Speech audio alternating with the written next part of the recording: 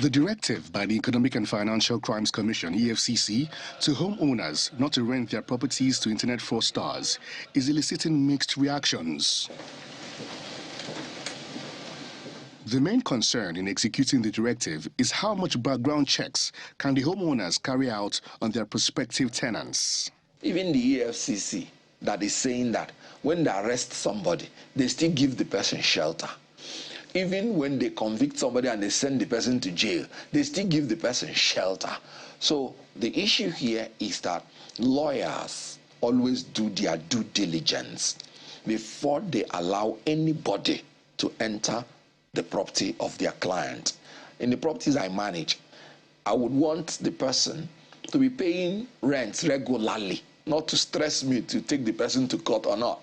So I do my due diligence, one, to know whether you are capable of paying what the rent is going for.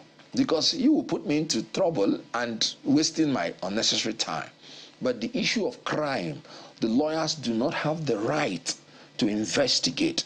In giving the directive, the Commission explains that it's simply enforcing the provisions of Section 3 of the Advanced Fee Fraud and Other Fraud-Related Offences Act of 2006, which stipulates that a person who being the occupier or is concerned in the management of any premises causes or knowingly permits the premises to be used for any purposes which constitutes an offence under this act is guilty of an offence and liable on conviction to imprisonment for a term of not less than 5 years without an option of fine. While some consider this a joke, others agree, albeit with a caution to the Commission. When you talk about the fact that it can be criminalized, I am not sure about that, and that's not correct. Because the position of the law is that the relationship between landlords and tenants is purely contractual. And so when you have a contractual transaction, the landlord don't have duty to know exactly if a person is a fraudster, because the landlord is not a police officer and the landlord cannot investigate crime. And by the way, you can't call anyone a fraudster until the person has been convicted by a court of law. So the idea and the insinuation that anyone who gives his property to a suspected criminal or fraudster will be jailed or be criminalized cannot stand. The highest you can do most of the time is that when you are in need of a house, you go there. Even if the house for your identity card, this identity card can be forged.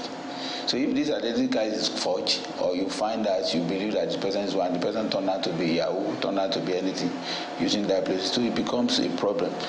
Problem in the sense that the enforcement will be a problem, because all I need to show or to prove is the fact that I did not knowingly give out these premises or property to somebody who indulges in fraud.